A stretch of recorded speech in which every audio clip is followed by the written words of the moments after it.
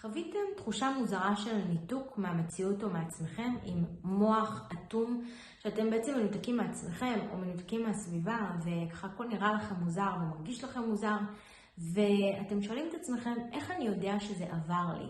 איך אני יודע שאין לי יותר את הניתוק? שאלה שהרבה אנשים שואלים אותי, איך אני יודע שאני כבר לא בניתוק? אני הולכת לענות על השאלה הזו בסרטון הזה, בואו נעשה פתיח קצר ונתחיל.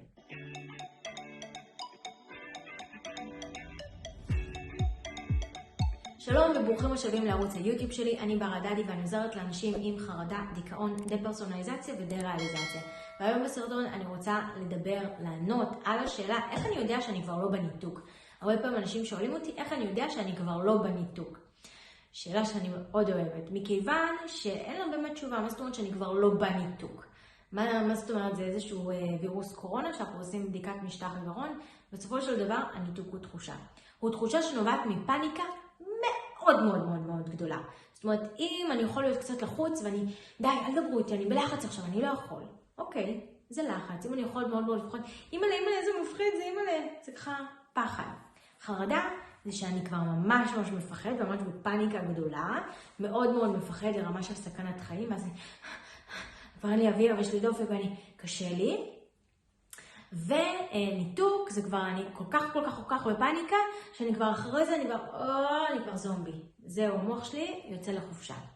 בסופו של דבר מדובר בפניקה, ברמות ובדרגות שונות. איך אני יודע שאני לא בניתוק? רק אתה יכול להרגיש מה עוצמה. בסופו של דבר אנחנו עדיין מטפלים בפניקה, בפחד, בלחץ, בחרדה.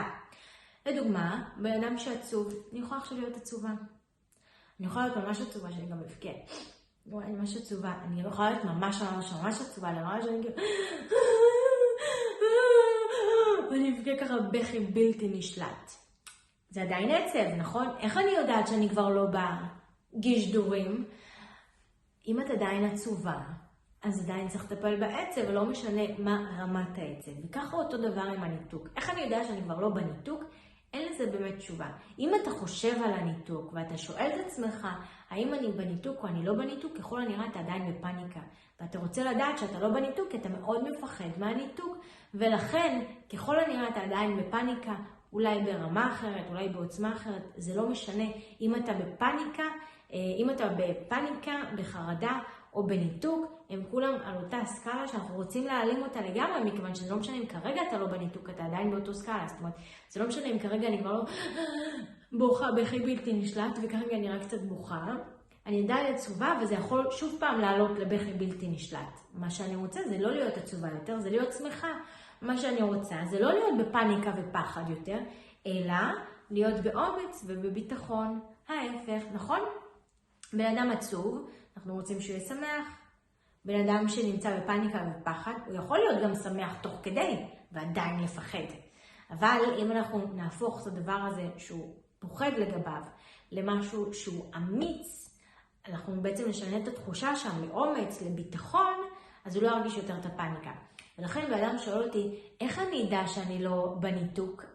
אז אני יודעת שיש לו עדיין פחד מהניתוק, אני יודעת שעדיין יש שם ככל הנראה מחשבות טורדניות וטקסים או בדיקות שהוא עושה, אני יודעת שהוא עדיין מפוחד ועדיין בפניקה, ולכן אני גם יודעת להגיד שזה טיפול שעוד לא נגמר, שהוא עדיין צריך ללכת ולהמשיך לטפל, זאת אומרת, עדיין צריך להמשיך לטפל איתו בפחד שלו מהניתוק, מכיוון שבאדם שהוא שואל את עצמו אם אני בניתוק, זה מראה על זה שהוא מפחד מהניתוק, והוא מפחד מהניתוק, בהכרח הוא עדיין יהיה במצב של פניקה, עדיין הוא יהיה שם בתחושה של פחד, בסקאלה הזאת, וצריך להמשיך לטפל בזה.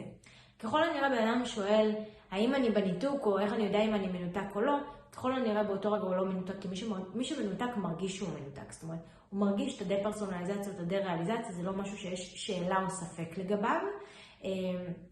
באמת זו תחושה מאוד מאוד ברורה, אומרת לכם כמישהי שחוותה את זה, אין שאלה אם אני מנותק או לא, אבל עצם השאלה בעצם מראה על זה שהוא מפחד, והוא תופס את זה כאיזושהי מחלה או איזושהי בעיה, זאת אומרת שהוא עדיין לא מבין מה זה אומר דה-פרסונליזציה, דה-ריאליזציה, מה זה בכלל, מה זה הדבר הזה של ניתוק. הוא לא מבין שזה פשוט חרדה שיצאה מפרופורציות, הוא לא מבין שזה נובע מפחד וסטרס. זאת אומרת, הוא עדיין לא מבין מה זה, והוא עדיין פוחד מזה. ולכן במקרים כאלה, מה שאני אעשה בתהליך, אני קודם כל אסביר לו מה זה, אני אסביר לו למה לשאול איך אני יודע אם אני עדיין בניתוק? למה השאלה הזאת בעצמה בעצם מראה על זה שהוא עוד לא מבין מה זה הניתוק, מראה על זה שהוא עדיין בפאניקה.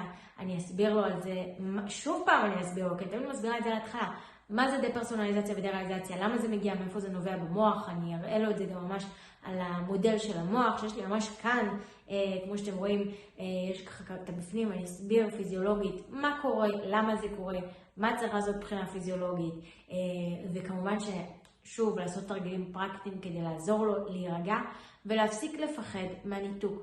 כי בסופו של דבר, כמעט כל המקרים שמגיעים אליי, הפחד זה הפחד מהניתוק, החוויה הטראומטית זה הטראומה מהניתוק, מהתחושה הזאת של האיבוד שליטה והחוסר אונים, וכל זה בעצם מגיע מחוסר ידע. כמובן שזו תחושה לא נעימה, אבל לא צריך לפחד ממנה. כך לדוגמה, אף אחד לא רוצה לשבור את היד. נכון, לא רוצה לשבור את היד, אבל עכשיו לא מפחד להשתמש בה. מה אם אני אשבור את היד? אוי ובואי אם אני אשבור את היד. אני לא מפחדת להשתמש בה, אני משתמשת בה בסופו של דבר, ואני יודעת שבמידה ואני אשבור את היד, אז אני כנראה אשים גבס ואטפל ויהיה בסדר. זו תחושה מאוד לא נעימה ואני לא רוצה שיקרה, אני גם לא אקח סיכון, אני גם יודעת ממה להימנע, זאת אומרת, אני עכשיו לא אפול עליה בצורה כזו שתשבור, אני כאילו מאוד אזהר עם היד שלי ואשמור עליה כדי לא לשבור אותה, יחד עם זאת אני לא הולכת עם הפחד אימא'לה, מה אם אני אשבור את היד. אותו דבר לגבי הניתוק, אנחנו לא רוצים ללכת עם הפחד אימא'לה, מה אם יש לי ניתוק, מה אם יחזור לי ניתוק, לא, זה דבר לא נעים, ואנחנו רוצים לדעת איך אנחנו יכולים להימנע ממנו, ומה אנחנו עושים במידה ואנחנו חווים אותו. ככה אנחנו מבטלים את הפחד, אנחנו לא רוצים להרגיש את זה כזו תחושה מאוד לא נעימה, אחרי יחד עם זאת אנחנו לא נמנעים מזה, או חושבים על זה, או מתעסקים בזה, בגלל שאנחנו יודעים מה צריך לעשות במידה ואנחנו חווים את זה, ואנחנו גם יודעים ממה להימנע כדי לא לחוות את זה. אלה שני הדברים שמאוד מאוד חשוב שבן אדם, ככה שתי תובנות שחשוב שבן אדם יהיה איתם, כדי באמת לצאת מהניתוק לגמרי. אם הסרטון הזה עזר לכם, נתן לכם איזשהו ערך, ענה לכם על השאלה הזאת, תעשו לייק ותשאירו תגובה כדי שיוכל להגיע לעוד אנשים ולעזור גם להם. אם עדיין לא לחצתם להירשם כמנוי, לחצו עכשיו להירשם כמנוי, וניפגש בסרטון הבא. ביי!